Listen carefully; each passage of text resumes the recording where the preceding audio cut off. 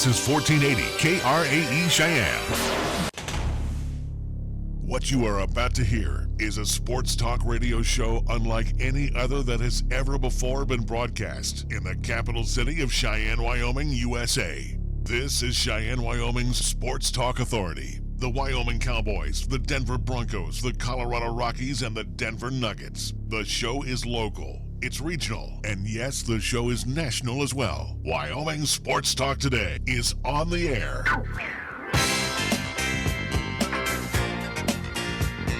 If they're talking sports on the radio in Cheyenne, this is the place it happens. This is Wyoming Sports Talk Today. And a good afternoon. Welcome to Wyoming Sports Talk Today for Tuesday. Good to be back. Yesterday was a Labor Day holiday, so obviously we didn't do a program, but we're back at it again. Lot to talk about. And let's remind you that our program is being brought to you by Taco John's of Cheyenne. Hey, Tuesday, 2 words, Taco Tuesday at all Taco John's. Key of Cheyenne over on Nation Way. 19s need to move, 20s on the way. So that means AJ's got a deal that you probably can't refuse over at Key of Cheyenne. The Kia family waiting for you to take a test drive and head on home into your driveway or your garage this evening. Key of Cheyenne on Nation Way. Platte Valley Bank ×2. Banking done the old-fashioned way, done the high-technology way, done everywhere in between, including maybe you need a loan, a remodel loan. Yeah, you can still do some remodeling. Weather's going to be good for the next couple of months. Maybe you need a new refi. How about a HELOC? Auto loan. You'll find all of that available for you at Platte Valley Bank on Vanda High and at the corner of College and Pershing. Chick-fil-A at the corner of Windmill and Del Range, right across from Powers Field and Menards. And, of course, over at Chick-fil-A, a couple of goodies for you. The mac and cheese now on the menu. And for a limited time, their frosted caramel coffee. So, again, chicken sandwich, mac and cheese, and a frosted caramel coffee.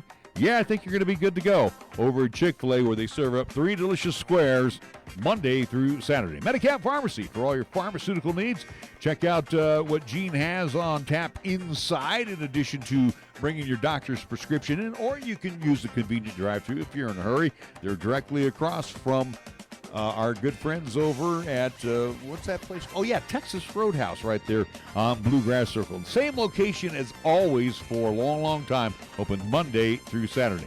Lennox Auto Body over on Dunn Avenue, the Auto Glass and Detail Center over on Pershing Boulevard. They're both part of Lennox Enterprises for a quarter century, taking care of our vehicles' needs and woes. And again, see Heather today as she'll take good care of you at both locations of Lennox Auto Body and the Auto Glass and Detail Center. First Tier Bank over at 1508 Stillwater Avenue, open Monday through Friday, banking done the old-fashioned way. And check out their special CD rates going on right now. Talk with a great crew over at First Tier Bank today. And Mondello's Pizzeria over at 1507 Stillwater Avenue, directly across the street, Suite D in the Greenway Commons. Paisan cuisine at its best. That sounds so good for this evening. How about a big old extra large Joe's Pizza? I'm telling you, that sounds like it's a winner right there. Again, they have strombolis, calzones, delicious sandwiches on fresh baked bread. And again, have that bread heated up when you do, like their meatball parmesan or maybe the salami and provolone. Delicious eats. Italian cuisine at its best, not corporate style. Family recipes from Joe and his great crew over at Mondello's Pizzeria, open 7 days a week, Monday through Sunday. And we get things underway at Scoreboard Time, brought to you by Pepsi of Cheyenne. We go first to Nick. Well, let's talk a few LCCC notes here. Looking at it for LCCC men's soccer from this past weekend down in the state of Florida, at least before the hurricane is going to possibly hit down there. But looking at Thursday, recapping at Eastern Florida State College, that was a loss, unfortunately, for the men's soccer program. 4-0 is the final there.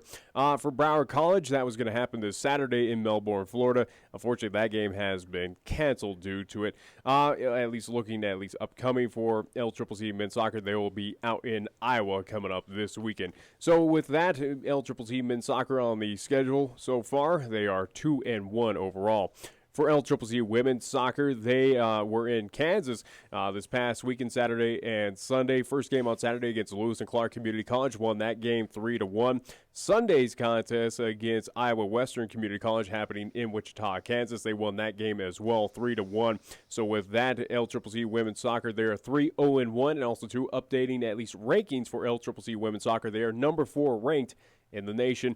And do want to mention as well, too, they do have a trip coming up this weekend, or they did have a trip, at least upcoming this weekend, to Florida.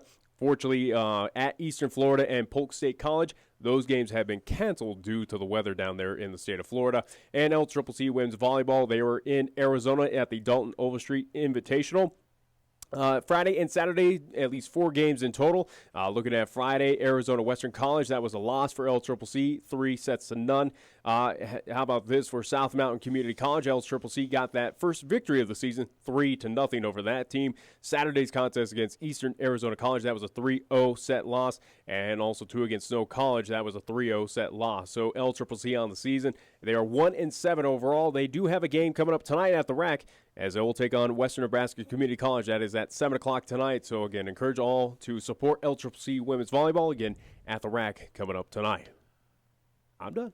Major League Baseball, top of the 8th inning in the Trop. It's the Orioles leading the Rays 3-2. That's the first of a double dip between those two squads.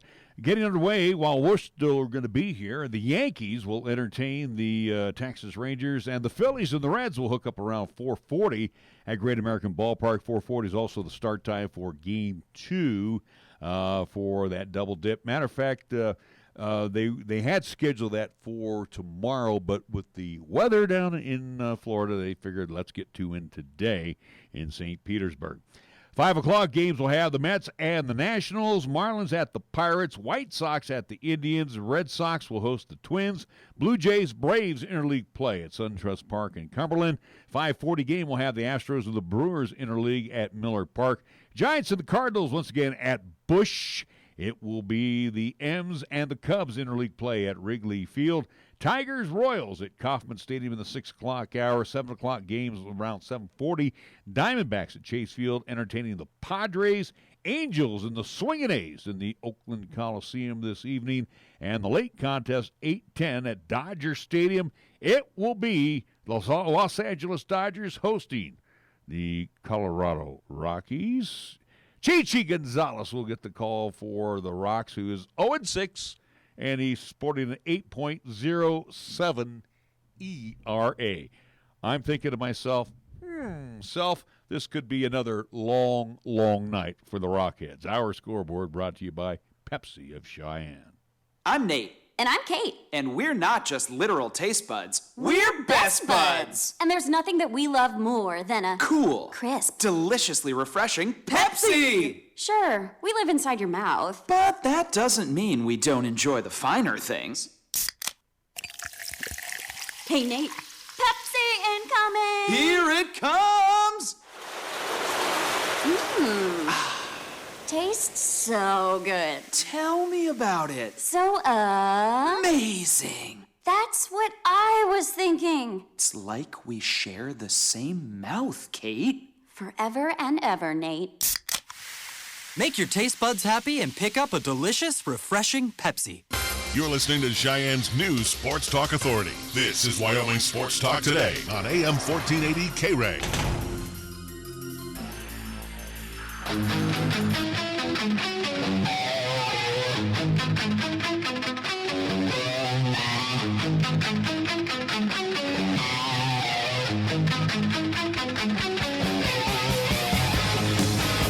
Well, in just a few, we are going to hear from the head man at the University of Wyoming, head football coach, Craig Bohl, as he will. I was like, again. No, I'm just having senior moments here. Anyway, Craig Bohl is going to have his comments. We were in the post-game comments after the contest. Well, we're not listening to those. This is his weekly conference. But just to recap a bit of what happened with that Missouri game, which we'll talk plenty of. And again, we'll have our thoughts. Also, too, we'll have a special guest in with us, not today, but at least later on in the week. And also, too, we will get ready for the Texas State matchup as Wyoming heads down to San Marcos, Texas to take on the Texas State Bobcats. But, again, that's going to be kind of the theme today is pretty much all pure football. Again, at least whether it is with the Wyoming Cowboys. We'll also, too, talk with Chris Polton just on a very short, at least, stint with him.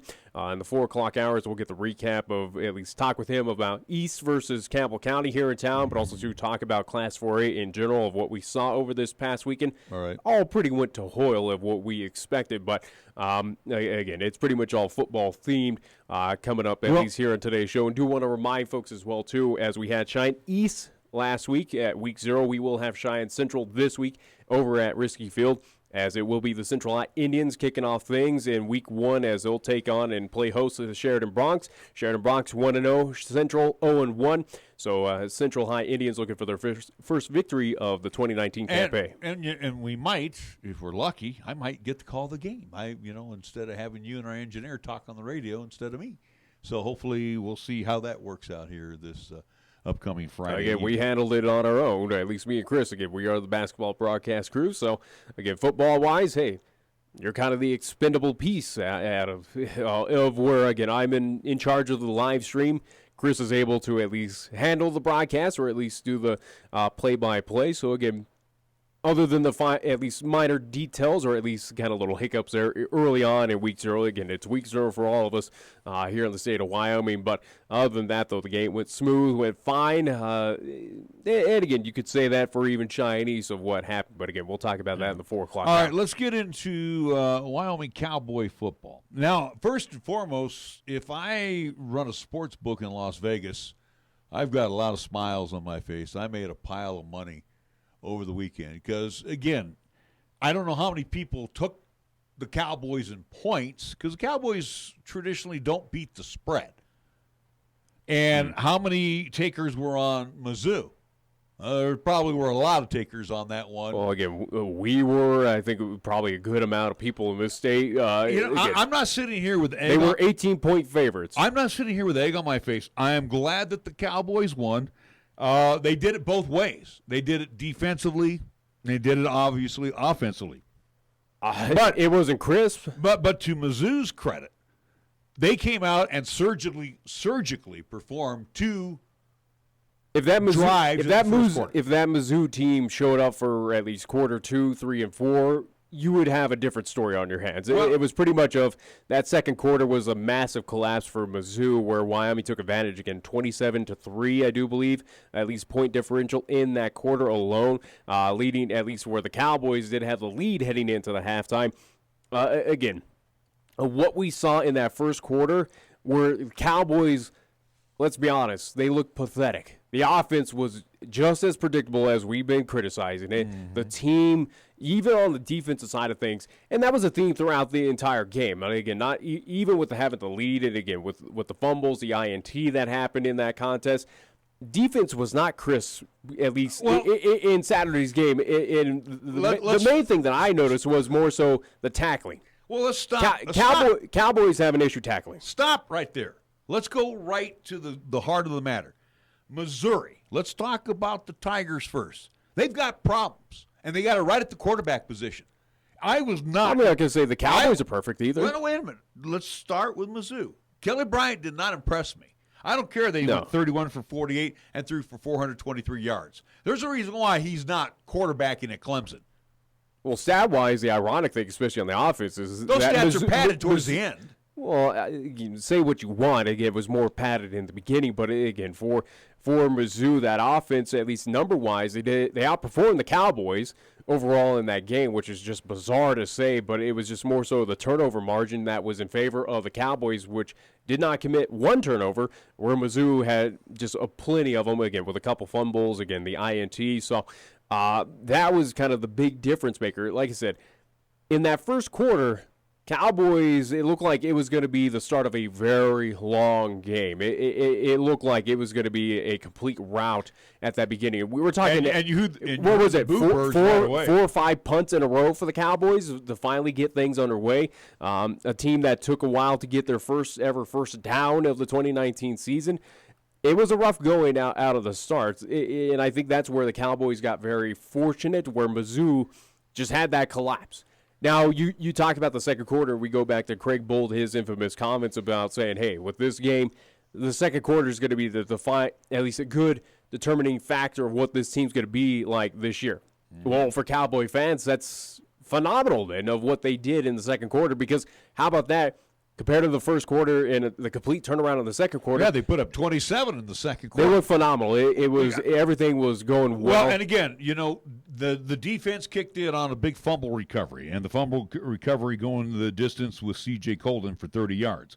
Then you look at Valladay on the veer, a 61-yard romp to daylight. You also look at Chambers, 75-yard run on the read option. So again, they had a lot. They had a lot. At least for the Cowboys, again, going back to Saturday, they had those big plays that led to at least points getting on the board. So again, fortunate enough for Wyoming to get at least those opportunities against Mizzou. It was just a complete lapse or lax move for whatever reason on that Mizzou defense. If we're going to win via the air, we got problems. That's not going to happen. Chambers still has a lot of learning to do. Aiming issues, again, underthrowing. Yeah, so, there's a lot of kinks. Craig Bohl mentioned that in the post-game comments of saying, hey, we won this game being far from perfect. Again, the Cowboys, that was not their best game. If they show up and try to do this against Boise later down, at least down the road, Utah State, I'll even toss out with Tulsa. Again, they should cruise against Texas State. They should cruise against Idaho. But again, within the conference of whether it is Boise, Utah State, Air Force, I'll even toss out them. Could you afford that? I don't know. Again, this team obviously has time to work out the kinks before we get into Mountain West Conference play. But it is a team, as Craig Bohl at least acknowledges, it's far from perfect.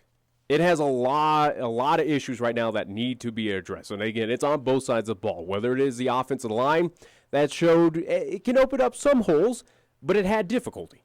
It had difficulty at least showing protection for one Sean Chambers. Again, Sean Chambers as a QB has aiming issues. Again, underthrowing. It looked like also to overthrowing some targets. Again, he needs to work on the arm as well, at least in the next couple of days and weeks possibly before we get into conference play. And the defense, the big thing for me, for at least to criticize for the Wyoming Cowboys defense is missed tackles. You got to wrap these guys up. Again, you saw how many times Mizzou just bouncing off Cowboy would-be tacklers. It was a big issue, and it's something that, yes, the Cowboys got away with here in Missouri, but later down in the season, other teams aren't going to – they're not going to be as forgiving. They're going to make you pay for those missed tackles. Yeah, I agree. I'm not going to argue with you. I will say this, though. Great input. No. Again, I'm listening to what you're saying, but I'm also reviewing the game in my mind, and I think back to when the Cowboys went to the locker room at halftime. They were leading 27-17. Mm-hmm. And Mizzou came out and, again, surgically performed a drive to take them into the end zone. This was the key turning point of the game. This is what tells me that Kelly Bryant is not going to be the one that leads Missouri to the promised land. That loss, I guarantee you, that loss was $1 million loss for Mizzou. There's no big bowls in their future right now. I guarantee you. Well, they're ineligible for a bowl this season. I'm just saying, though, there's no big bowls in their future. But anyway, you look at, they drove all the way down to the Wyoming 17, and you'll remember this. Bryant is under the gun. He's rolling to his left. He tried to cross it, throw it across his body to the right end zone, to the right area of the end zone. How about talking to the mic, too? I am talking to the mic. You're not. And anyway, well, he tried to throw it there. He thought he had enough strength, and he threw the INT. Drive stop. Boom. Guess what? Wyoming comes back and cashes in. Well, it was a huge momentum killer, but again, credit to Missouri as well, too, in that game where it seemed like things were getting well out of hand in favor of the Cowboys, where they had, again, a double-digit lead going into that fourth quarter, if I do recall correctly. But, how about it with, 41 seconds remaining in the fourth quarter? Mizzou had a chance to take advantage in that game, if not win it. Well, they came back. It's almost. And again, you got fortunate due to another Kelly Bryant, at least miscue on the football field, as he had plenty, at least on Saturday. But it is something that Mizzou, let's be honest, they had a shot at completing the comeback. Well, they made it interesting, and again, they got what, as close as I think they were in the red zone at least with that final play. Well, yeah, but also too, I'm not a fan sometime of the defenses where they would be like back in the day. It was called the prevent defense, or where they kind of sag off a little bit and they'll let you have open areas of the field, and it seemed like the defense kind of once they were up like 34-17, they kind of backed off a little bit on that pressure. And they were just hoping that the clock would wind down. And then Missouri hits, boom, quick touchdown. Would it take 4 plays, 29 yards, and it's an offense. It's an offense, though, for Mizzou, at least fans.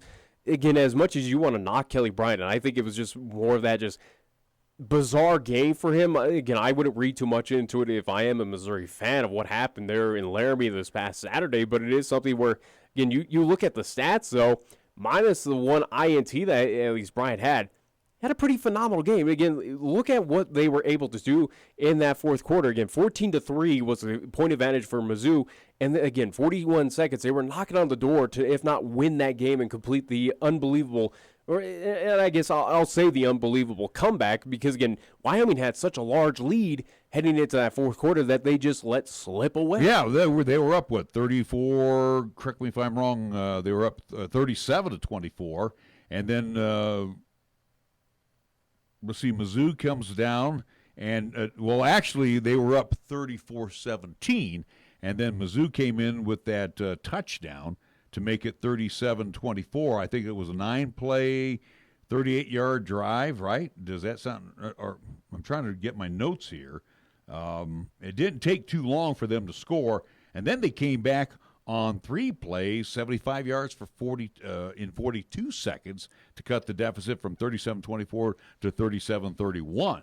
So – yeah, they're a quick strike offense. You look at the stats, so it's just surprising that, again, outside looking, if you were not there at the game, it's hard to believe that Wyoming won this game. Again, you look at how many times, 6 punts there for Wyoming. Again, 92 yards throwing for Sean Chambers. We know that he's not a big thrower, and I don't think we should expect that. He showed his arm, which was good to see. Again, 6 out of 16 attempts.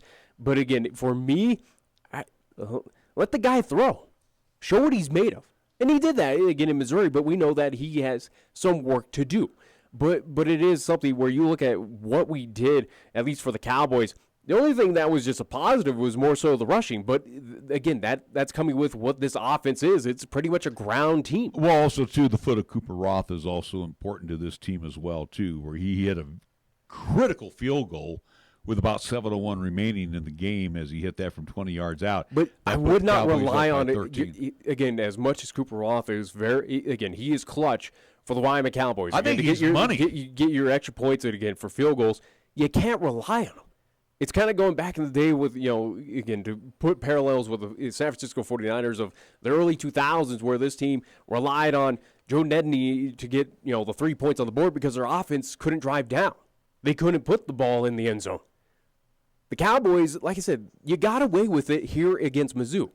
Will you get it away against, and again, I'm not going to put lightly of Texas State as much as they got embarrassed last week. And again, Wyoming should take care of business down at San Marcos, but it is something where you can't rely on the foot of Cooper Roth to at least get you out of these, stints where this offense needs to put touchdowns on the board. You need to score, especially when you're taking on the high-powered offenses like Air Force. Well, and again, too, here's where the Cowboys are going to make their living. And again, we saw it.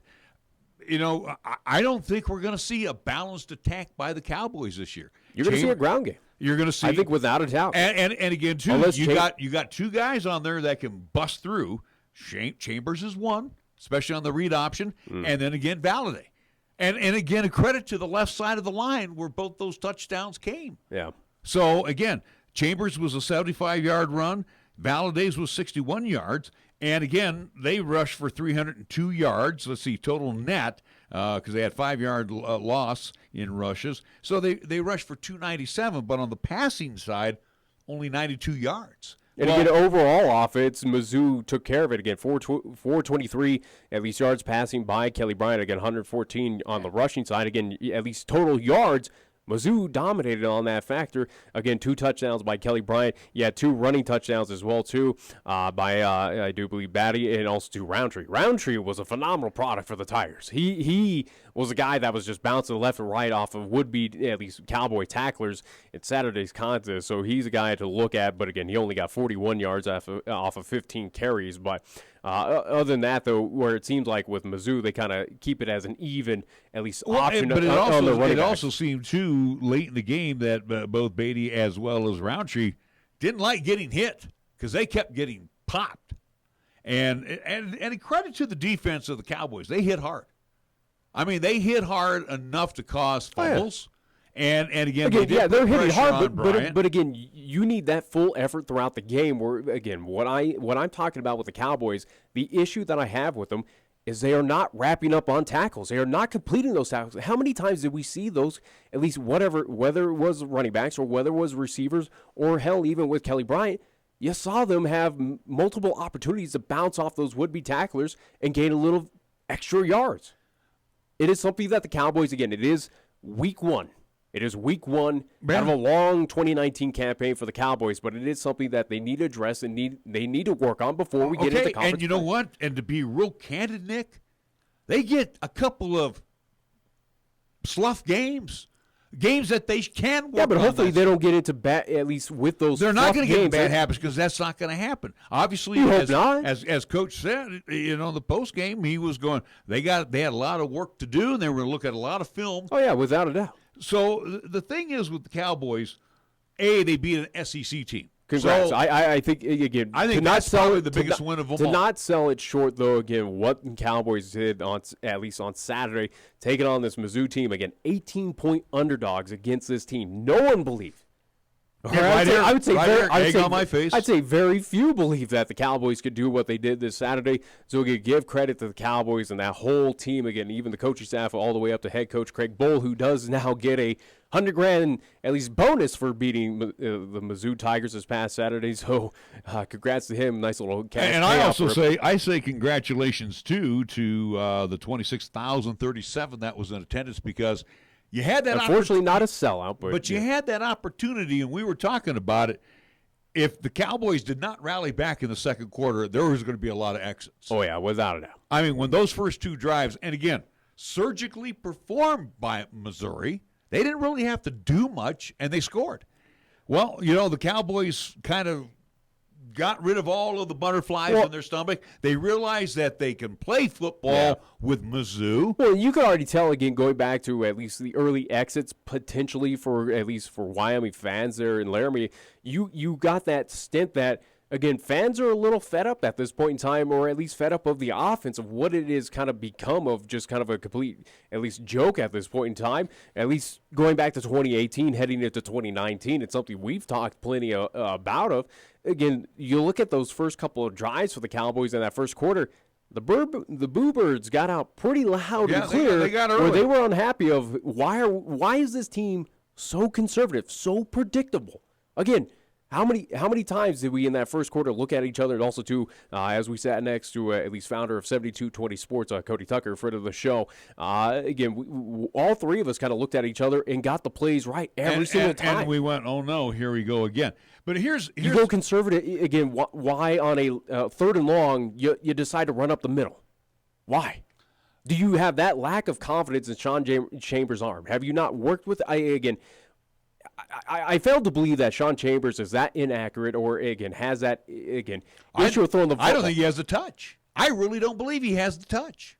Then get that touch. I think that's probably what they're going to be working on quite a bit. I would hope so. Again, that should be priority number 1. Because here's what's going to happen. Just like Air Force, Air Force is going to run the ball. Yeah. So you basically have your spies that will be going after one wing and another wing and the quarterback and the fullback. And again, too, now you're going to have one guy keying on Sean Chambers all the time and also validate. Now, you have to have somebody that's going to be on his hip pocket all the time. You can't depend on the Cowboys' run game to win you games. No. It's not going to happen. But the thing I saw, in this contest was Missouri's offensive line. These guys, They were beefy. they were big. I mean, again, here's how they went. Left tackle, 330. Left guard, 340. In the middle, 315. Right guard, 330. And their right tackle, a light 305.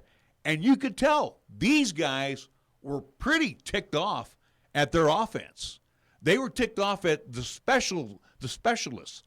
I thought they did a good job. They were opening holes. They were holding out the Cowboys. Yeah. How many times did we count Bryant had 5-6 seconds throw? He surveyed the whole field. Oh, yeah, he had plenty of time, but he was just inaccurate on some of his throws. Or, again, he did hit on one big key one. But, again, to give somewhat credit to the offensive line for Missouri, at least for Missouri, again, they had an overall effort that was pretty decent. But, again, as you look at the defensive stats for the Wyoming Cowboys, give credit, though, to a few folks out there where, again, for the Cowboys defense in total, 2 sacks, at least on that evening, for Kelly Bryant, and also 5 tackles for loss, compared to where Missouri did not get to Sean Chambers once, and then only 2 opportunities for Mizzou to at least get 2 tackles for loss against the Wyoming Cowboys offense. So, again, offensive lines, again, kind of splitting hairs. Saturday, it was just a bizarre game. It had a bizarre feeling throughout that entire day of how Wyoming pulled off that win. Well, and the good news is it's a win. And yeah, without a doubt. Again, where everybody, well, I shouldn't say everybody, most of us had them 0-1. Well, guess what? Again, if I go off of my predictions right now, again, where you change this L, where everyone, or at least majority, thought that was what it was going to be, now looking at least what I had prediction-wise for the Wyoming Cowboys, right now, again, as I calculated, just doing a real quick math, I got them 5-7 now. Again, inching towards that potential at least. Well, I told you on Saturday, I said that win right there may make them bowl eligible. I think they may get the 6 wins. They may get 7 wins now. Well, at least looking down at my schedule, again, for the Wyoming Cowboys, or at least my predictions, I think at this point in time, before they get into conference play, again, Tulsa should be a tough, at least, outfit. We'll see what happens. But I think right now, before you get to that game on September 21st on the road at Tulsa, Oklahoma, for the Wyoming Cowboys, this is a team that should be 3-0. Well, and again, too, there you go. I think you have a good potential of being 3-0. If you can beat Texas State in San Marcos, which you should, you're 2-0. You come home on the 14th, 3 o'clock kickoff against Idaho. Even though at least the university, for whatever reason, was advertising that it was September 13th. So folks there in Laramie, we did at least get the clarification that it was a typo on the board. Friday, it's a 14th. But again, what I'm saying is you should be 3-0 after Idaho. You should have worlds of confidence heading to Tulsa. I think in what we saw and what this team has capabilities of, if they are to fine-tune some things, work on pieces, which they will. We know they will. But I look all the way down to October 12th at San Diego State. And San Diego State over this past week was not that impressive. But you look at at Texas State, home against the Idaho Vandals, at Tulsa, home against UNLV, by San Diego State, at least by that road trip out there to California. This team I think right now has a legitimate shot at being 5-0. And here's what I would do right now, looking at the upcoming games. I'm not even going to predict anymore. No. Because here's what's going to happen. I'm going to do like every other coach. Take it one game at a time. Because my fear now, and they rose. I hope it's not overconfidence. I know, but they rose in the second quarter to beat Missouri. I'm wondering now, and I look back to last year against Wofford, how they played down to their competition. Well, I expect Texas State to be a down squad. I would hope the Cowboys. I would hope the Cowboys come out and just take it to them right away. Well, it's also to a Texas State team, but again, even September 14th against the University of Idaho. Again, go back where obviously I get the alerts of following the Idaho Vandals. It's a Vandals team that got beat. What, 79-7? They're not even. They shouldn't be in the same I'm class. just saying you're taking. Well, again, they moved down from. I know, FBS but they should. FCS, We shouldn't even talk about this team going up again. This is like Wyoming. No. I just say it's something that I brought up in the high school at least game with Campbell County, where these are teams that the Cowboys are facing here in the next couple of weeks that have nothing to lose. They're already beaten down. But they're going to give you everything they got. They're going to give you those trick plays like we saw with Campbell County of, hey, we're going to go for it on fourth down because Idaho we can. is not. They're not. No, I'm just saying, again, that is the worry, though. Don't play down to these teams. Don't give them opportunities. And I don't think it's going to happen. I think again, for the Cowboys, they should take care of business quite handily at Texas State and home against Idaho. And here's no doubt about it. And here's what the Cowboys should do, what they didn't do against Wofford last year. They need to punish Idaho. I mean, they need to go from the opening whistle to whoever is directing them at quarterback in the fourth quarter when they have the second teamers in, which would be, I would venture to say, Vanderwall. That scoreboard should be reading no less than 45-6, 45-zip. Idaho's not. I hope not. Idaho is not good. No, yeah, it is a football program. All right, we need to take a timeout. I guess we're going to try to sneak in Coach Bohl. That's fine. Okay, we're going to have Coach Bohl's press conference coming up after these words right here on 1480 KRAE. Cheyenne Urological has been the cornerstone of urinary care to Cheyenne and its surrounding communities for over 20 years, with doctors Bryant, Everett, Gajewski, and their highly trained staff providing top-quality treatment for prostate cancer, urinary tract infections, kidney stones, impotence, and incontinence. Cheyenne Urological is now offering cutting-edge robotic surgery. So call Cheyenne Urological at 635-4131 for compassionate, expert urinary care. That's 635-4131. Check out the huge savings this week at Town & Country Supermarket Liquors. Here are just a few of the terrific weekly specials. Our Super Radio buys heard only right here features Pepsi products. 24-pack, 12-ounce cans, $3.99. Crown Royal, Original, Apple, Maple, or Vanilla Canadian Whiskey, 750 milliliter bottle, $16.49. And Keystone Light or Ice, 30-pack, 12-ounce cans, $18.49. Town & Country Supermarket Liquors on the South Greeley Highway, Cheyenne's low-price leader. Taco Tuesday is calling. That's the sound of tacos packed with seasoned beef and classic toppings for an amazing price. Save on seasoned beef tacos every Taco Tuesday at Taco John's. Craver Savers. Crunchy. Taco John's. Bigger, bolder, better. Answer the call of Taco Tuesday with 89-cent seasoned beef tacos every Taco Tuesday.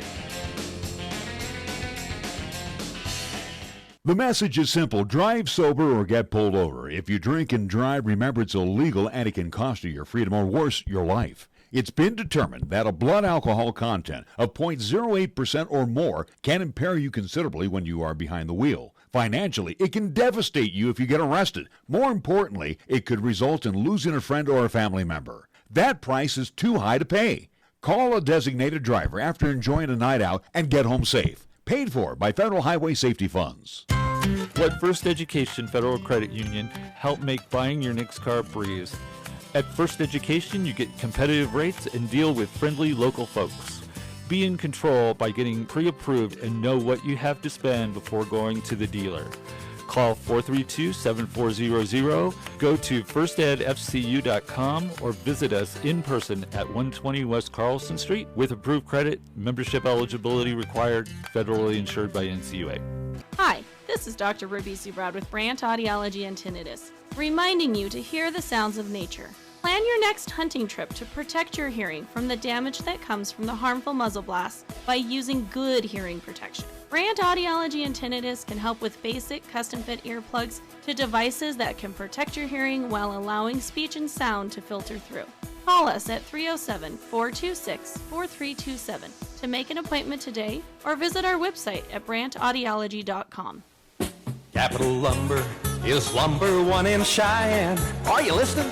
We're all the lumber store you'll ever need.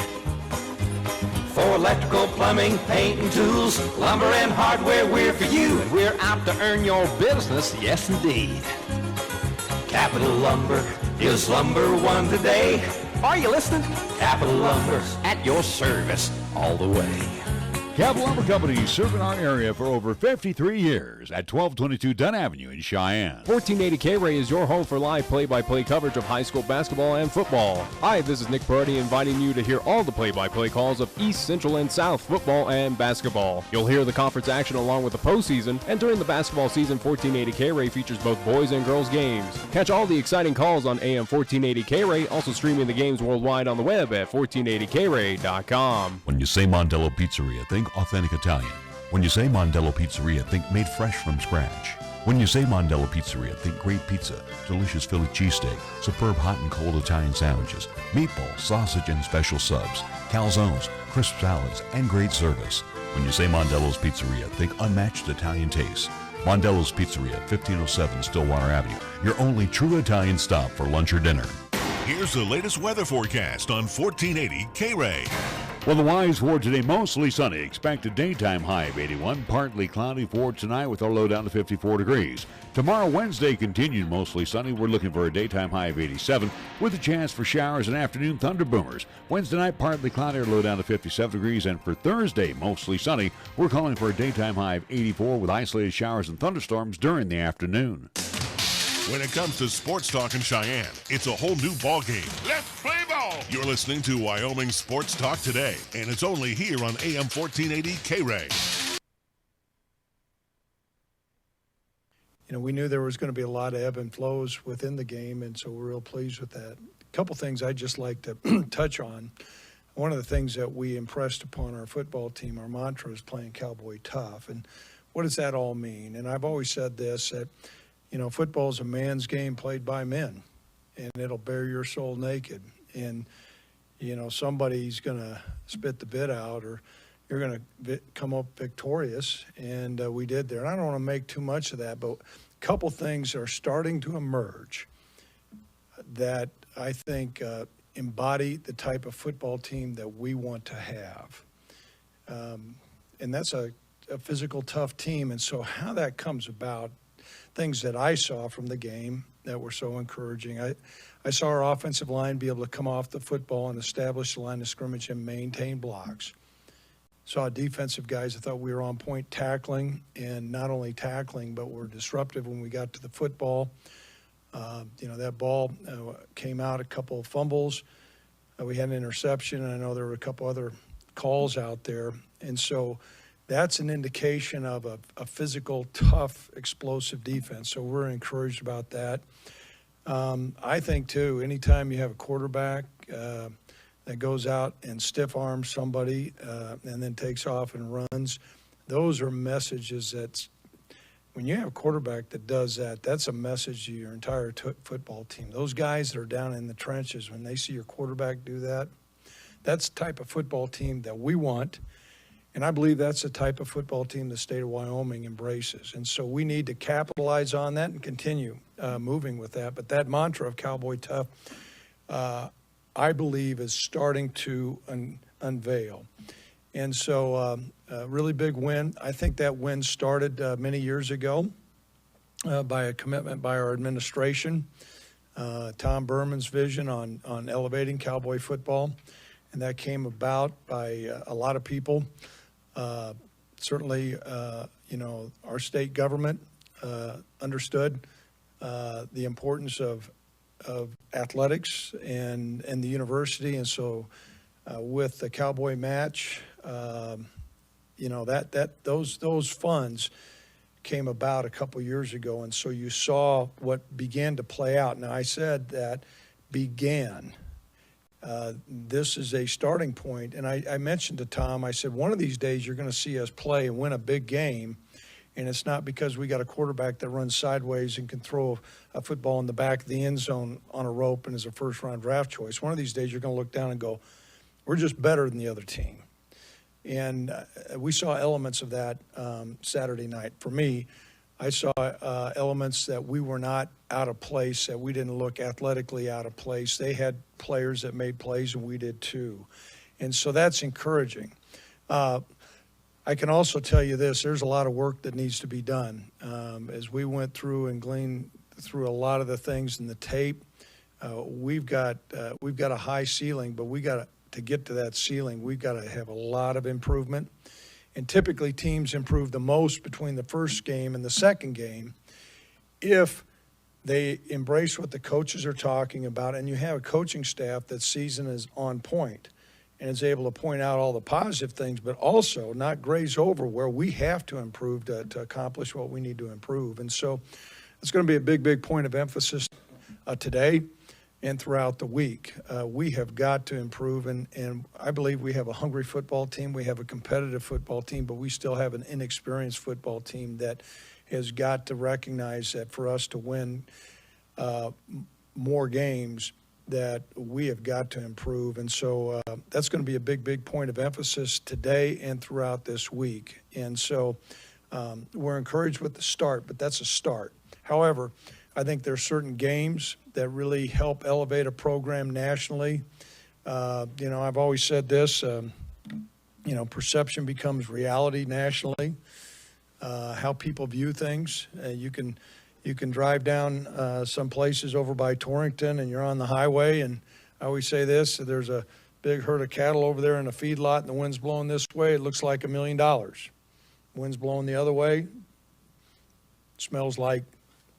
And my point is, I think that experience last night changed how we're viewed nationally from a lot of our peers. I know I received a lot of messages from, I think, pretty learned football people who saw our game and watched it and were impressed because we beat a really good football team.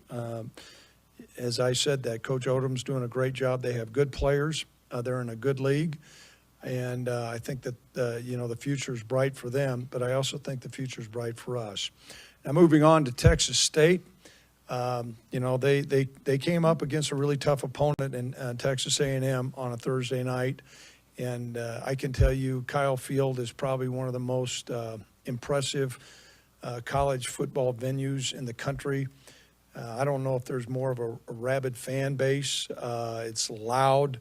It's an imposing environment, and so they went into a tough environment, and I thought there were some things that they did well. They're playing two quarterbacks right now. And they exchanged them during the course of the game. Both of them bring certain assets or positive things to the game. And so I don't know which direction they're going to go as they get ready to go. Vitt and Jensen are their two quarterbacks. I know Coach Stitt is their offensive coordinator. He had a major impact on the jet sweep when he was at Colorado School of Mines and had a big impact. At UVA or University of West Virginia with that. And a matter of fact, in one of their bowl games, and he's a creative coach. Their head coach is a really creative offensive guy. And so we've gleaned through that tape, but I'm sure there's going to be a lot more that they're going to show in the second game. But there were elements of their offense that are certainly challenging. Defensively, they got, they operate out of a 3-down front. And anytime you do that, you better have a big nose guard, which they do. And so we're going to have, a different odd front than what we had last week. And so that'll be some stuff to prepare for. They're certainly, aggressive in the secondary. And then also for us, being a relatively young football team, you can say going on the road doesn't make any difference. I think it doesn't make any difference when you can control the things that you can control and you can have real consistency and great focus. And when you're a younger player, sometimes you don't understand, there are changes. You're hopping on an airplane, you're in a different arena, the weather's different. And so those are things that we'll need to see how our team responds. We really believe we have an experienced seasoned coaching staff and good men who are great teachers that are going to put our players in position to go out and give their best effort. And it's going to take a really good effort to beat Texas State. So at this time, I'll open up to any questions anybody in the audience might have. Robert, you're up first. Mm-hmm. No. You know what? I made an error there. Eric is going to start instead. So that's my error, Tim. I should have given that to Tim. So Eric's going to start. Matter of fact, Eric was selected as the offensive lineman of the game. So it's an oversight on my part. Antonio Hall is currently at home, and it's a personal matter. It had nothing to do with team discipline. It had nothing to do with university issues. It's strictly a personal thing. And so we'd ask that you would respect that. These are students.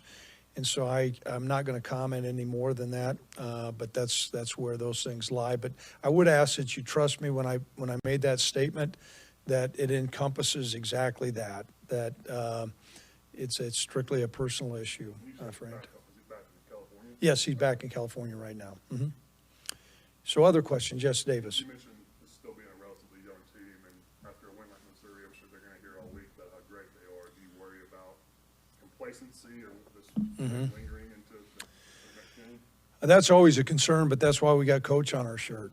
We believe these players believe in our coaches. Our coaches understand what it's going to take for this football team to continue to improve. And if we can focus on continual improvement, that's a term that I used this morning with our players in the meeting, that we've got to have championship teams embrace continual improvement. They always stay hungry. And so for us, if you're looking forward and you're looking at what you've got to do and the challenges that are out there, you're not going to be complacent because you recognize that you've got to get better. If you're looking in the rearview mirror and you're listening to all the people telling you maybe how great you are and watching some of the highlights, that's when teams get tripped up. And so we've got to control the things that we can control, Davis, and one of those things is our mentality during this course of week of practice. And that's the best indicator that we know. That's the best indicator I know to make sure we improve. Yes, Robert. You've always talked about also too 24-hour rule. Mm-hmm. Win or lose, right. 24 hours and move on. You feel pretty confident. You mentioned your experienced coaching staff. But this was a big win, but starting today, that focus will be back. Is that something, because of such a big win, you'll have to emphasize more this week?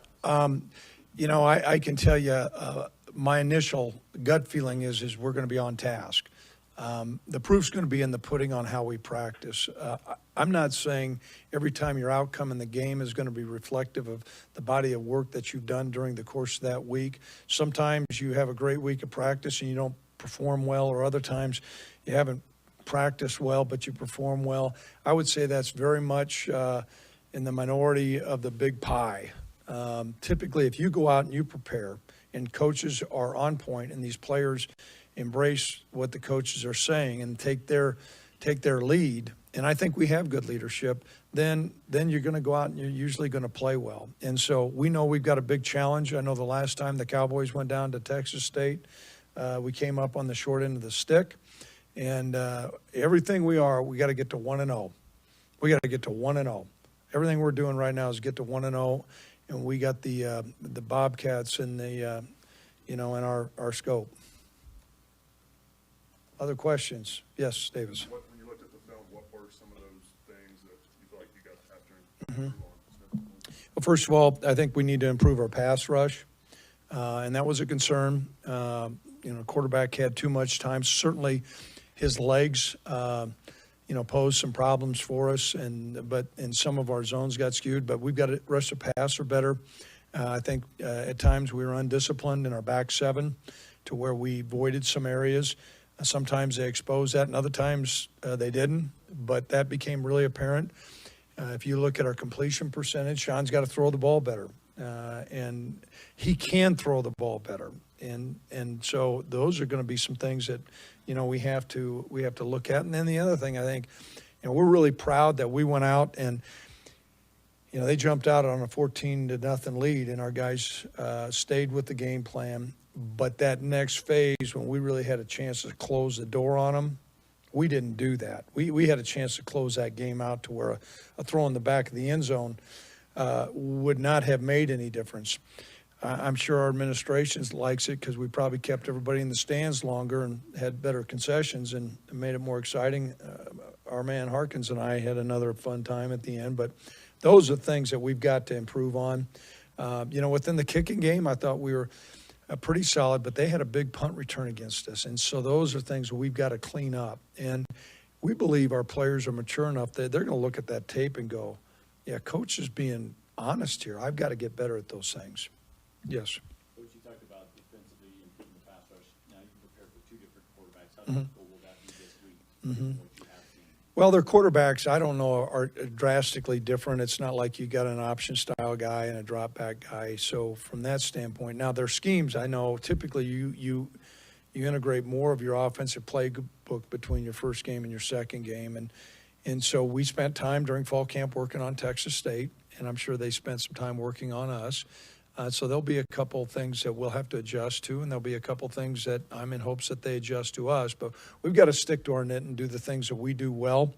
And, our assistant coaches, like me, we burned the late night hours last night, and we were up early in the morning, and I'm sure they are as well. And, we're laboring and on Labor Day, and so are they. And so those are things that we'll need to work on.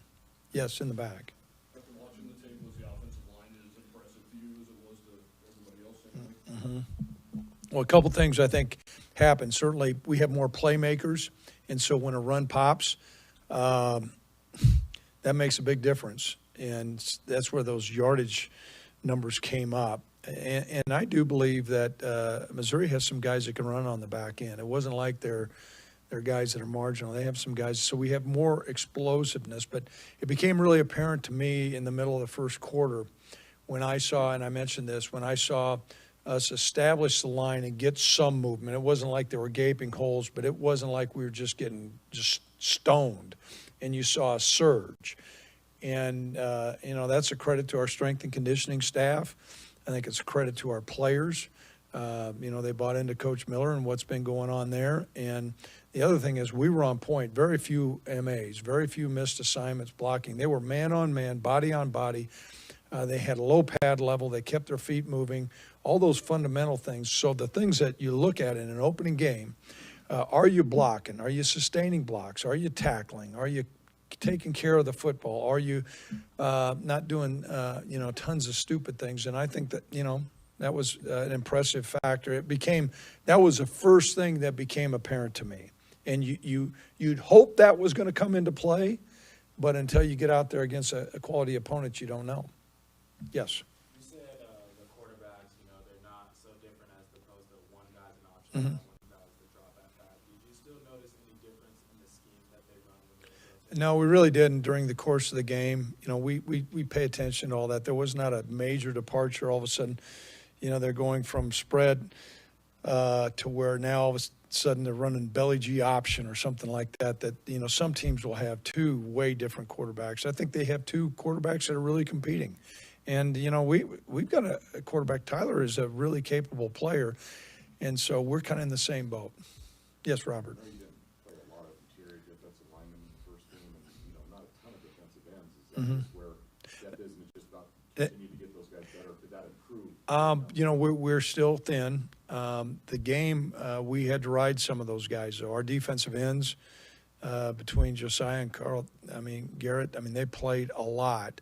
We're in hopes this next week we can play a little bit more. Solomon Byrd had a high ankle sprain, and so he could have been available in an emergency situation, but we got out there during warm-ups, and it would have had to have been a pretty significant emergency. So we're in hopes to play a couple more guys, Robert, but we were pleased, and I was really concerned about that. When we went out in warm-ups, I saw other guys out there mistakenly kind of around our end, and they didn't have their pads on, and they looked like they had their pads on already. And so I thought our defensive line really rose to the challenge. Yes, Tracy. When Texas State's coming out of a game against a team like Texas A&M in their environment, you have to be careful not to read too much into what they weren't able to do. Right. Yeah, I think once again that comes back to the leadership of us as coaches. We have a football team that's a young football team, and you'd like to think that they listen to their coaches. We know that they've got really good players, and I think sometimes when you go into that environment, and for me personally, I've been there, it can be a pretty imposing environment. So that changes sometimes some outcomes. What we did see was, some mesh routes where some receivers were kind of looking around, and I'm sure they'll have more timing and tempo when they're playing at home, just like we did. We practice in our stadium. We practice in our stadium for a reason, so our guys can be more comfortable with that stadium, and they do the same thing. So I'm sure some of the things that they wish they could have done better against A&M, I'm sure they'll get corrected. So we're expecting a big challenge from them. Can you correlate that to how you responded in Missouri this week as opposed to last year? That maybe your guys learned something there? A couple things. I think our coaches responded much better with the tempo offense last year. That really got us disjointed. A couple of the big plays that occurred last year, it was kind of like Katie bar the door. Then it was guys began to jump outside and not do their job, and it just became kind of an avalanche of just one mistake after another. And we certainly didn't come out of the gates playing great. I mean, we're playing okay, but they were having some success, and so I thought our football team responded. And I want to say thanks to our fans because they were really supportive, and it was a great home environment, and all those things give you a sense of some stability. You're an old baseball guy. It makes a difference when you're playing in your home ballpark. I'm sure Texas State is going to feel like that. That's what we have to do. We got to do what we do and amp it up and do it better.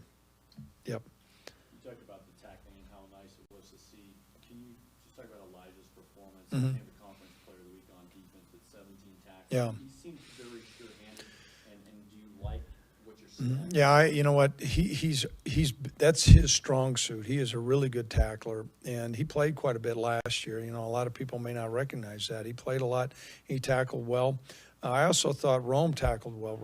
Rome made some open field tackles from the safety position against a really good back with space, and made some, really good tackles. So we're really pleased with Elijah, and it's great that he received that recognition. Yes, Robert.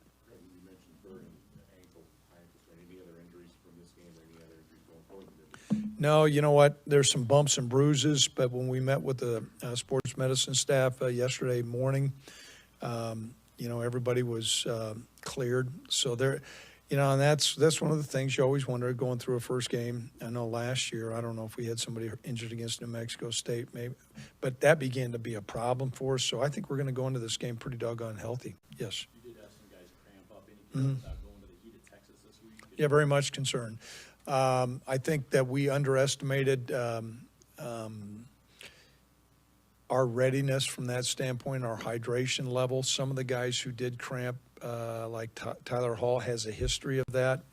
We've got to do better. It was in the middle of the third quarter when those guys were going down, and I mentioned to our strength and conditioning staff and our sports medicine staff, we got to have a better plan. And San Marcos will be hot, and it'll be humid. And so those things will come into play. Yes, Davis. You mentioned the punt return that they had in the fourth quarter. That was a line drive kick. Didn't give you guys much of a chance to cover that. What did you think about Ryan's night overall? I would say good.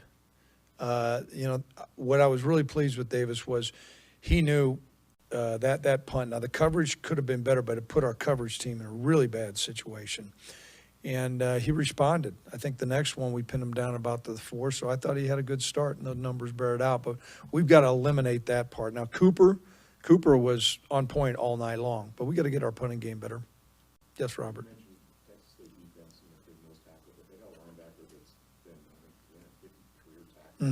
Experienced guy.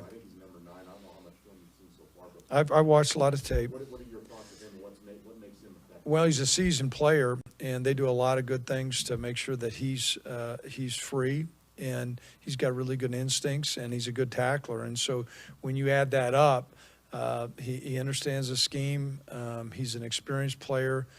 They do things to highlight his skill, and then when he has an opportunity, he delivers. And so that's going to be a challenge. We're going to need to be able to run the football. That means getting people up onto him. And then we're going to need to be able to pass the football. And that's one of the things that you can do when you're running the ball well. It puts linebackers in a run-pass conflict. So that's our challenge. Yes? I know you're back recruiting in Texas. I know you've recruited there a long time. Did you play a game there? Does that help or hurt anything? And will you have coaches out before this game? Yeah, well, you know what? We're in the part of the season now where coaches can leave campus, and that's been one of the things that has helped build our program. And so coaches typically are not great multitaskers because you're focused on the task at hand. But during this time of the year, you need to be coaching and you need to be recruiting. And so we'll have coaches out Texas, last year we signed 6 players. We've made a major emphasis in recruiting Texas. And so playing a school that's from that area helps. And then also just having our coaches in those areas. It'll be an evening game, so we'll be able to catch some games on Friday night. And that's not going to disjoint our preparation for Texas State. By that time, our coordinators have a lot of things in hand, and we're traveling. Yes, Davis. Are you preparing for this game as if you won't have Antonio for Saturday? Right now. Mm-hmm. Yeah, right.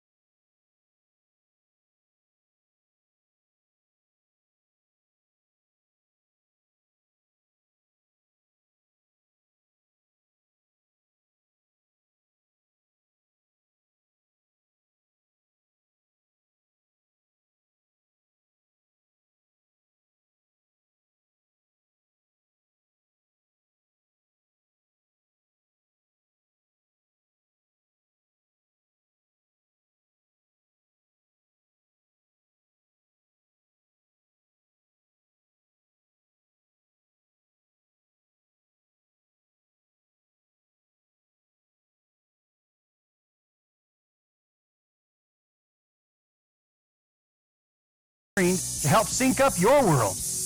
Come into Key of Cheyenne or call 775-0123 or go to keyofcheyenne.com and we'll make it easy. In life, you question everything. The same should be true when it comes to managing your wealth. What are your investment recommendations based on? How much are you paying in fees? And how can those fees impact your returns? Charles Schwab encourages investors to get engaged and ask tough questions. To learn more, call the Schwab Cheyenne branch at 307-459-0998 or visit schwab.com/Cheyenne. Charles Schwab and Company, Incorporated. Member SIPC. Taco Tuesday is calling. Tuesday! That's the sound of tacos packed with seasoned beef and classic toppings for an amazing price. Save on seasoned beef tacos every Taco Tuesday at Taco John's. Craver Savers. Crunching. Taco John's. Bigger, bolder, better. Answer the call of Taco Tuesday with 89-cent seasoned beef tacos every Taco Tuesday. We are the key to your cleaning success. The Key People that provides affordable office and professional cleaning services for over 40 years with exceptional customer care. All of our contractors have background checks and are licensed and bonded. We guarantee you a safe and secure service that is tailored to your individual and business needs. The Key People do not impose year-long contracts, and all quotes are free, confidential, and personalized. Call the Key People at 1-800-468-8283. That's 1-800-468-8283. Here's the latest weather forecast on 1480 KRAE. Well, the wise for today, mostly sunny. Expect a daytime high of 81. Partly cloudy for tonight with our low down to 54 degrees. Tomorrow, Wednesday, continued mostly sunny. We're looking for a daytime high of 87 with a chance for showers and afternoon thunder boomers. Wednesday night, partly cloudy or low down to 57 degrees. And for Thursday, mostly sunny. We're calling for a daytime high of 84 with isolated showers and thunderstorms during the afternoon. Here the season never ends. From Wyoming sports to the Broncos in Denver. From Rockies baseball to talking hoops with Nuggets basketball. Local, regional, and national. This is Wyoming Sports Talk Today, right here on AM 1480 KRAE.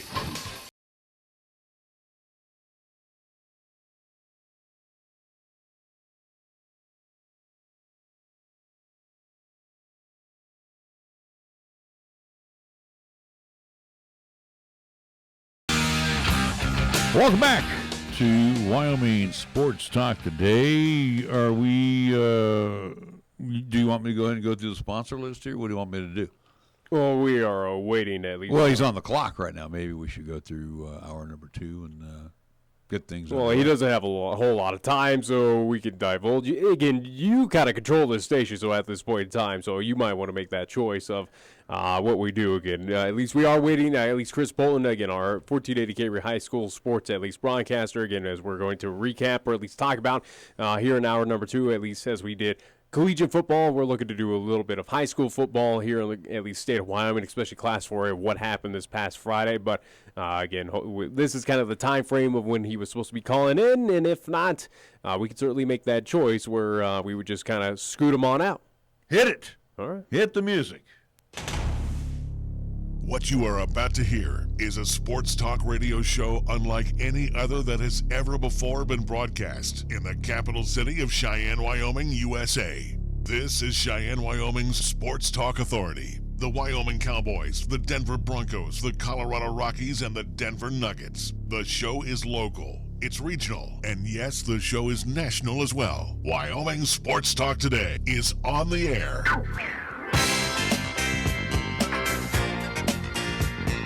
If they're talking sports on the radio in Cheyenne, this is the place it happens. This is Wyoming Sports Talk Today. And we are talking sports. Matter of fact, we're going to talk sports right now with Chris Polton, who is talking to us live via Mob. This is why I don't make you, at least have you make the decisions. But yes, as we are now, at least as we got into the open, yes, Chris Polton has now reached out to us. All right, Chris, how you doing today? Oh, not too bad, guys. Sorry, it was a little bit late there. All right, that's all right. You know, let's go into our ball game that we had this past Friday night. T-Birds rolling past Gillette. Of course, the lightning delay kind of threw everything out of kilter for the T-Birds. They really, and again, I had that opportunity in addition to listening to you guys watching it, but boy, that second half, they looked like, boy, there was a leak in the tire, and they just went completely flat. But they were very, very meticulous in the first half, and I mean, really, this could have been a running clock by halftime. That's how good they really were. Yeah, I think you got a good look at how fast the offense can move. When you have someone that has 2 years already under their belt and starting varsity games in Graydon Buell, I think for Coach Goff, you can put a lot of trust in him. When we were talking to the receivers, we talked to Ox Schroeder and Chance Allmiller after the game. They said it's just nice, you know, we just get up and go and get open, and he finds us. And, you know, for Chance, he found himself open a lot, and Graydon was able to find him. So I think when you have that kind of veteran savviness that Graydon Buell has, it allows you to be able to run that fast-tempo offense and really, you know, put your foot on the throat, which they did, at least in that first half. Yeah, without a doubt, we're Cheyenne East again, taking on Cowboy County this past Friday there at Okie Blanchard Sports Complex in Week 0 here in Class 4A. But it is something that, yes, they got 41 points there in the first half, but again, post that lightning delay that did put up 25 minutes in the at least halftime, which kind of extended out things. But you look at the second half for both teams, Cheyenne East puts up a goose egg in that second half. Again, they were already up 41 points, but Campbell County does take advantage, finds a way to get at least kinks worked out and puts up 7 points. But it's something that you talk with at least Coach Goff on our post-game show that, hey, that half really kind of affected our team. Our minds really weren't there in the second half.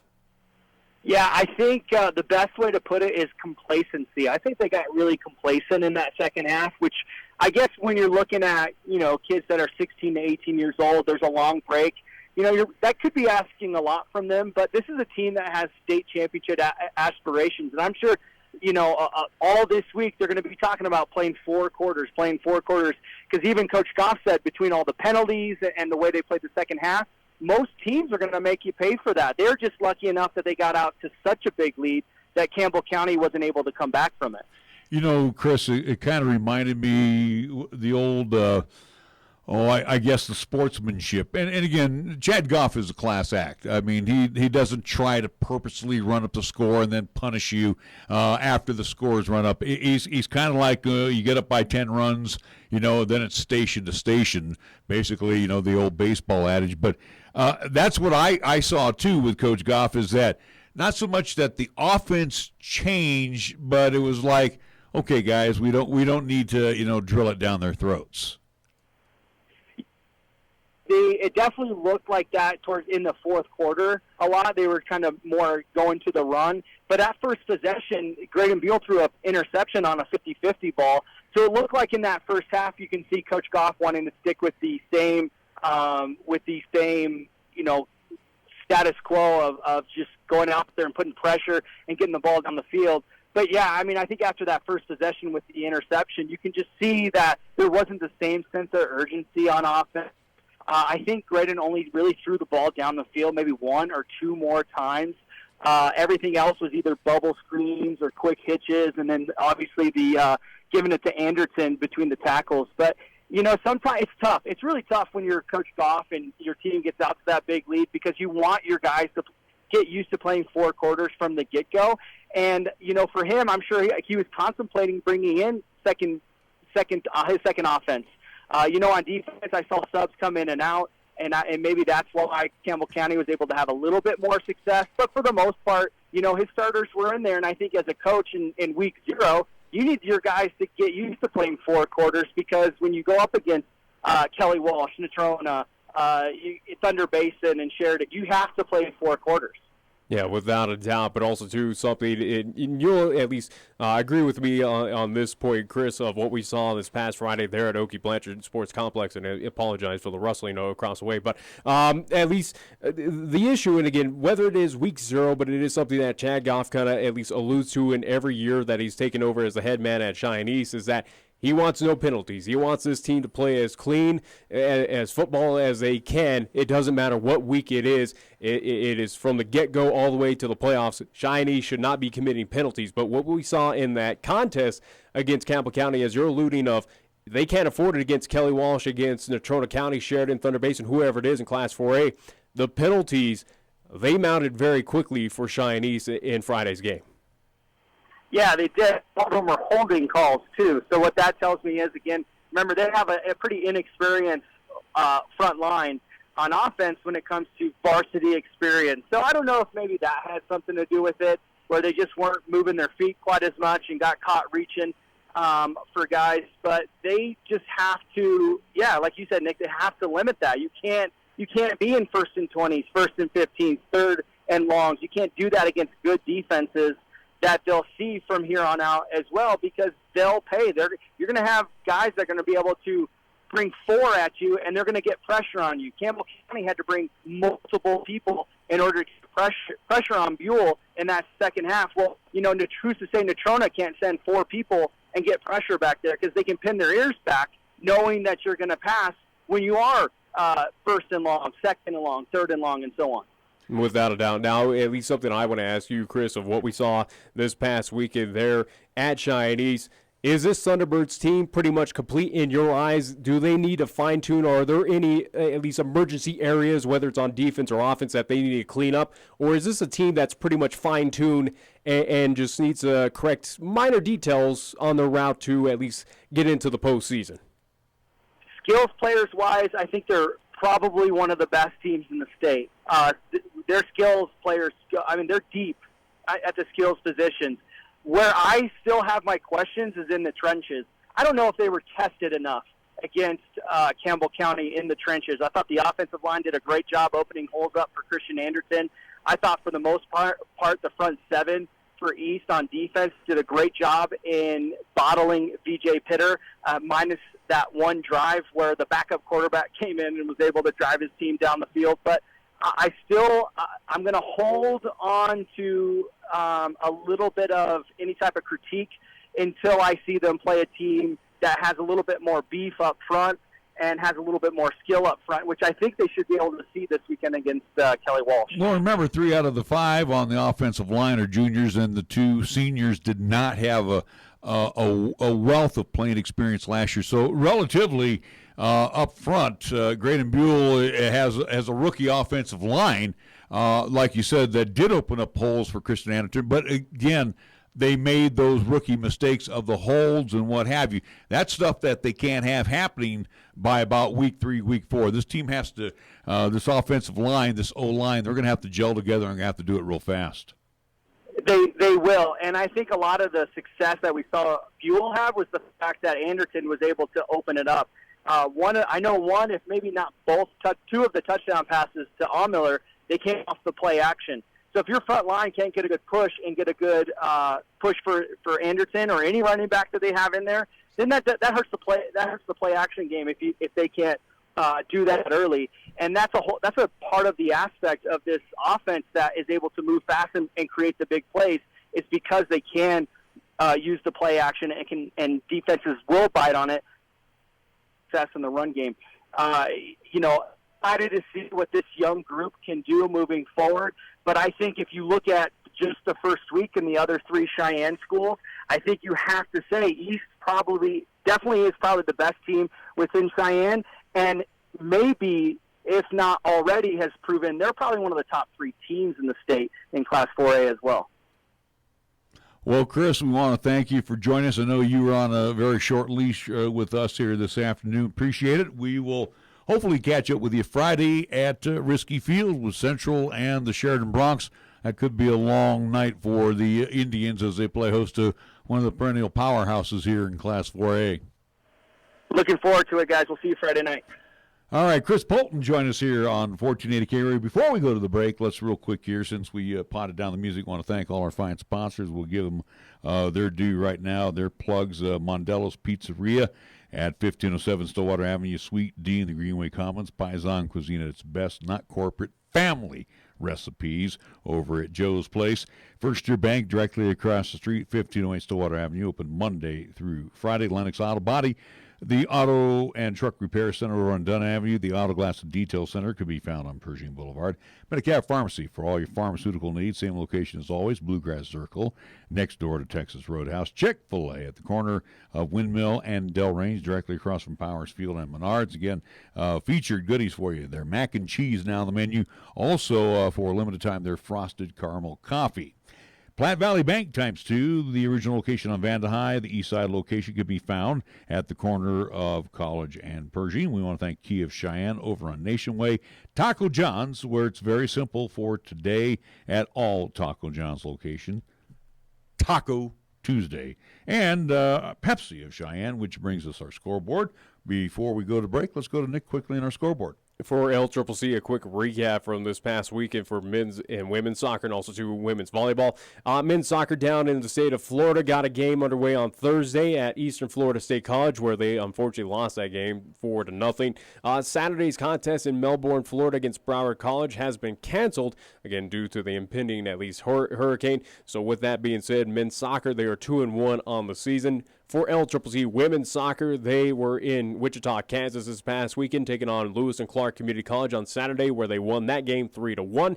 Sunday's game against Iowa Western Community College, again in Wichita, Kansas, they won that game 3-1. And do want to mention with LCCC women's soccer upcoming for this weekend, they were set to be in the state of Florida. But again, with the hurricane conditions down there, those games have been canceled. So LCCC women's soccer, who are number 4 ranked in the nation as of today, they're 3-0-1 overall. And last but not least, but for LCCC women's volleyball, 4 games for them this past weekend as they competed in the Dalton Overstreet Invitational happening in Prescott, Arizona. 2 games on Friday where they saw at least Arizona Western College a loss 3-0 in those sets. However, at least game number 2 against South Mountain Community College, they got that victory, their first victory of the season, by a final of 3-0. Saturday's 2 games, first up against Eastern Arizona College, that was a loss 3-0, and at least the game number 2 on Saturday against Snow College, that was a 3-0 set loss as well. For LCCC on the season, they are 1-7 overall. They do have a game tonight at the RAC, as I encourage folks to head on over to LCCC, the RAC, as LCCC, the women's volleyball squad, will host Western Nebraska Community College. That game is tipped, at least tentative time to tip off at 7 o'clock tonight. Major League Baseball, they're going to do a double dip today in Tampa or in St. Petersburg to beat the weather. Orioles and the Rays, Game 1 belongs to Baltimore 4-2. The second contest will be getting underway here in just a few ticks of the clock. Matter of fact, I got about 3 games here going to be getting underway here shortly. Rangers at the Yankees in the Bronx, Phillies at the Reds, and again, Orioles and Rays will do their second half of the double dip. 5 o'clock games will have the Mets at the Nationals, Marlins at the Pirates. White Sox will be in Cleveland to face the Indians. It will be the Tigers and the Red Sox at Fenway. Blue Jays Braves at SunTrust Park in Cumberland, Georgia. Brewers will host the Astros in interleague play. That will be at Miller Park. The Giants and the Cardinals at Busch for this evening. 6 o'clock games will have the M's at the Cubs in interleague play at Wrigley. Tigers, Royals at Kauffman Stadium. Padres and the Diamondbacks will hook up at 7:40. That'll be at Chase Field in Phoenix, where it's only 106 degrees right now in DT Phoenix. 8 o'clock games will have the Angels and the Swingin' A's in the Oco in the Oakland Coliseum. And it will be the Rocks and the Dodgers tonight at Dodger Stadium. That will get underway at around 8:10. Chi Gonzalez brings that 0-6 record into play tonight as he sports an 8.07 ERA, and you're going up against the Dodgers.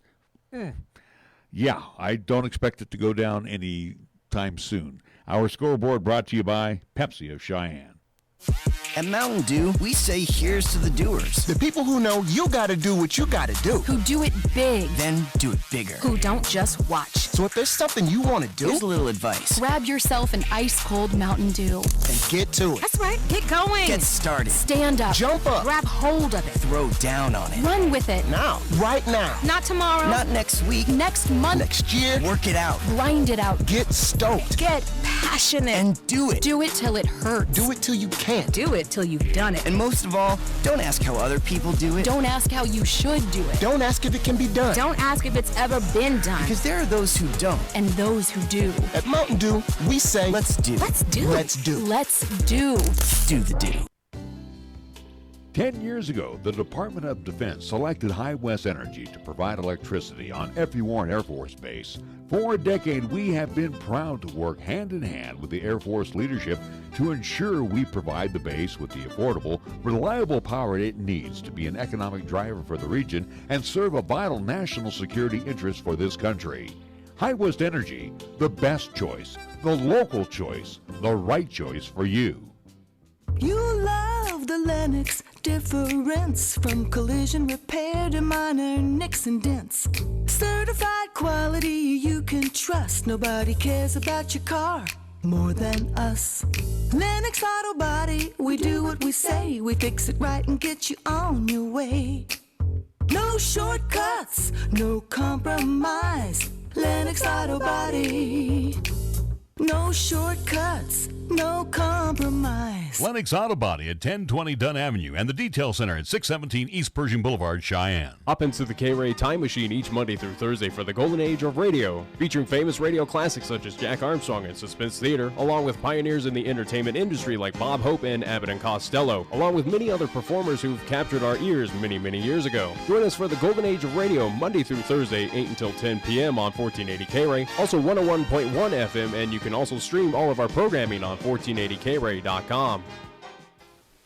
Capital Lumber is number one in Cheyenne. Are you listening? We're all the lumber store you'll ever need. For electrical, plumbing, paint, and tools, lumber and hardware, we're for you. And we're out to earn your business, yes indeed. Capital Lumber is number one today. Are you listening? Capital Lumber's at your service all the way. Capital Lumber Company, serving our area for over 53 years at 1222 Dunn Avenue in Cheyenne. Here's the latest weather forecast on 1480 KRAE. Well, the wise for today, mostly sunny. Expect a daytime high of 81, partly cloudy for tonight with our low down to 54 degrees. Tomorrow, Wednesday, continued mostly sunny. We're looking for a daytime high of 87 with a chance for showers and afternoon thunder boomers. Wednesday night, partly cloudy, low down to 57 degrees. And for Thursday, mostly sunny. We're calling for a daytime high of 84 with isolated showers and thunderstorms during the afternoon. Got something to say? Then get it off your chest right now. Phone lines are open at 307-514-1071. Make your opinion count and call the show. Wyoming Sports Talk today.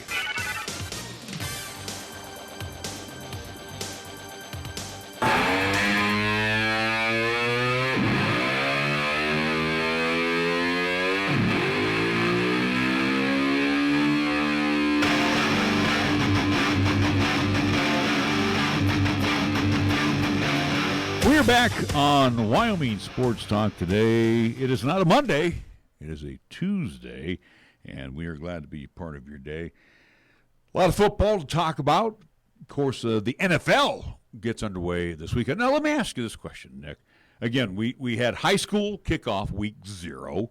We're into week 1 of college football, which, of course, was a stellar performance by the Cowboys as far as beating an SEC team. Well, how about a stellar just performance by the Mountain West Conference overall? Well, again, we're again, outside of Utah State, which with the Aggies in that game on the road at Wake Forest, it sounded like referees were kind of a bit of an issue in that game. That may, again, folks are saying, hey, that kind of costed Utah State the win.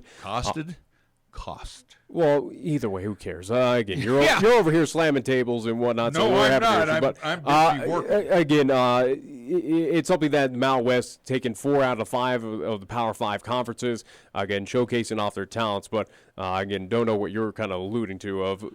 Well, no, I was just saying, and again, I guess my question is, are you ready for the NFL this weekend? Not really.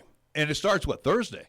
Yeah, don't care with Thursday night football of who knows who's playing on. I've with professional football again with the NFL, and it's funny we're watching like snippets of the Hard Knocks with the Oakland Raiders, where they had John Gruden mic'd up during one of the preseason games of just joking around with the referees, kind of giving them little jabs of saying, "Hey, I don't envy your jobs of who knows what new rules are being implemented by the NFL at this point in time."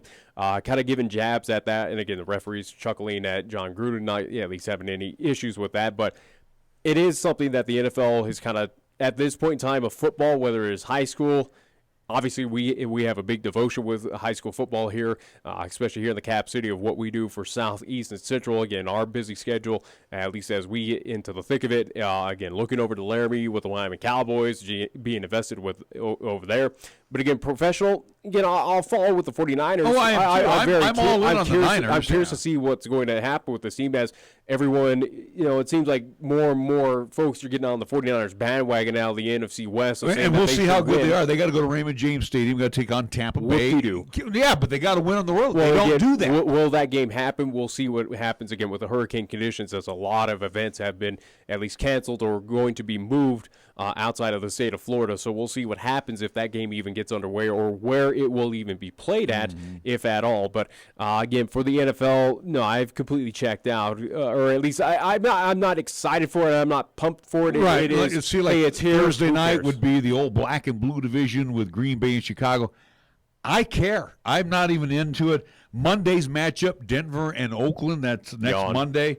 Yeah, I mean, neither team is good. Yeah. And it's like, I don't even know if I can handle this. And before we get into the pro side of things, again, as we just talked with Chris Polton, again, one of our broadcasters here on 1480 KRAE for high school sports, whether it's football or basketball, again, we'll be doing the color at least during the football season. Again, at least play-by-play for the basketball season. But before we get to the pro ranks, again, we talked about college, especially with the Wyoming Cowboys, and we can get more into it throughout this week of what the Mount West did and some surprises in the top 25, especially what happened, not so much in the top 25, but another at least Power 5 upset, that being Tennessee at home, what happened there. But we'll talk more about that. That was awful. But I do want to go back and at least look at a few games that happened on Friday that kicked off football, at least around, at least here in these parts. Just going very quickly and just getting our thoughts on things. As we mentioned again, Cheyenne East getting the at least major victory over Campbell County, again, final of 41-7.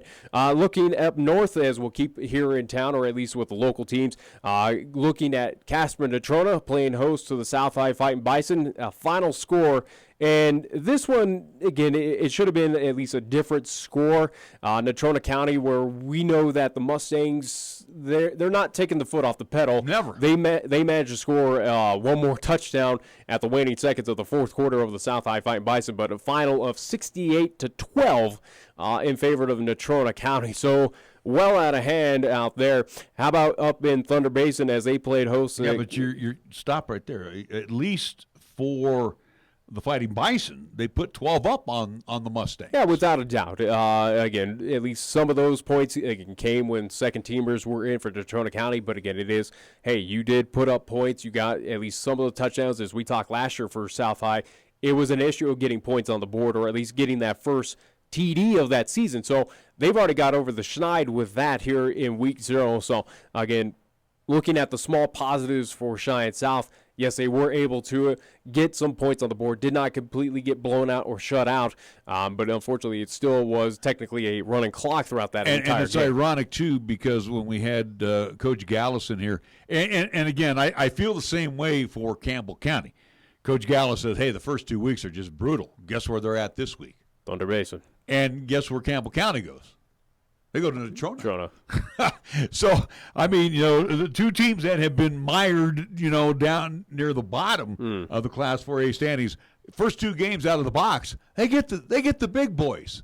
Yeah. I mean, that's kind of rough on, especially on programs that you're trying to build. But again, get it out of the way for Cheyenne South of, hey, here's our chance to at least take on these big-time opponents, run some trick plays. Again, it is something where Cheyenne South goes into Natrona County. And again, not saying that, Coach Gallus or that team is, just saying, hey, we're chalking up an automatic loss. No, they're giving their 110% out there to take it to Natrona County or Thunder Basin or Sheridan to get those upsets. But it is something that they're going into it of, hey, we got nothing to lose here.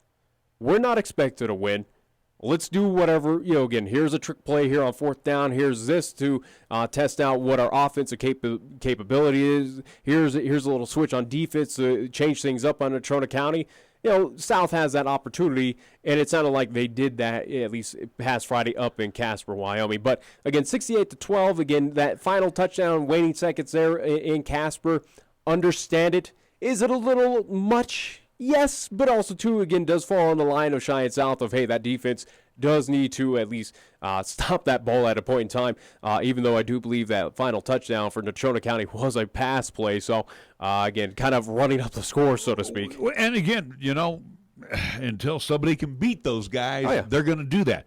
Then you look at Cheyenne Central where – here's the thing I said, though. In my opinion, again, without talking or at least going into everything, but for Cheyenne Central, they were very disappointed this Friday for me. Well, but the point is, though, too, and we said that with Coach Abadak. Sat right behind this microphone. His concern, he's got specialty people. The problem that he has, he's got a basically whole new offensive line. Yeah. And again, not taking anything away from Thunder Basin. We saw enough of Thunder Basin in the last couple of years. They are my pick as they are the top team in week 0, and I also too at least for at least media poll for this week. I put Thunder Basin as that number 1 team. Again, they were not number 1 last week, but I'm still sticking with the Thunder Basin Bolts are the number 1 team in Class 4A in my opinion, and deservedly so. And again, I think what Thunder Basin has, and Coach Pakula up there. He's got the balanced offense / defense. Well, yeah, I don't know much about, Casper Natrona, they got the big hosses and what have you. Usually, Casper Natrona makes their money off defense.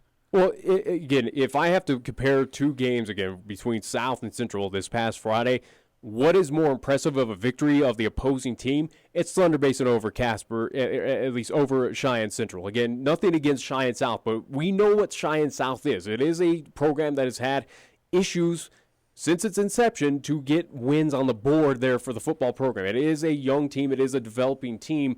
It is a team that has taken its licks year in and year out, and they are not expected to do. Again, this is not a program that has high expectations. Central, again, it's getting back into that prestige as we talked with Mike Apodaca when we had him at least here on the show. That's his goal, is to get back to where Central is that powerhouse in Class 4A across the state of Wyoming. But that's why I say with Thunder Basin, what they did against Central, where, again, I thought Central is not so much a dark horse, but a team that I felt like should improve. Now, should they have beaten Thunder Basin? Did they have a chance? Not really. But should have been more competitive. I expected a little bit more out of the Central High Indians this past Friday, but 44-0 in favor of the Thunder Basin Bolts.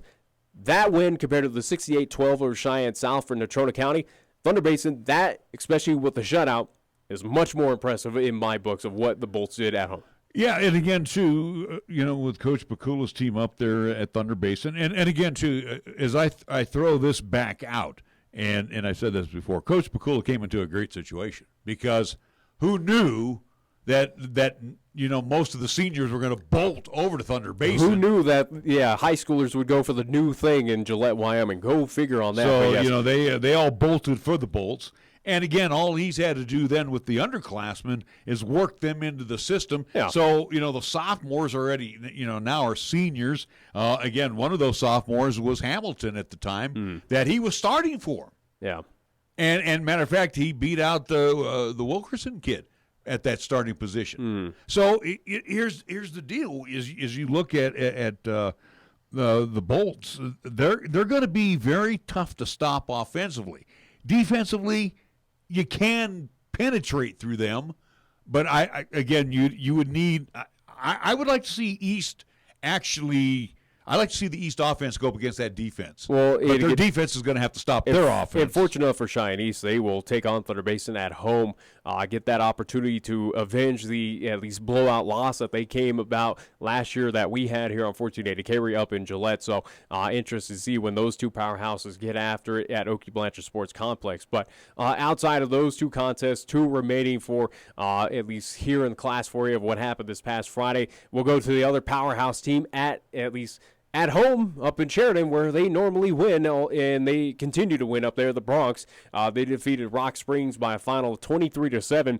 Interesting factoid, or at least what kind of goes and processes through my mind about this game is Sheridan, again, a little down and Are they out? vulnerable? Are they vulnerable, or is Rock Springs a little improved this year? I'm going to go with the latter.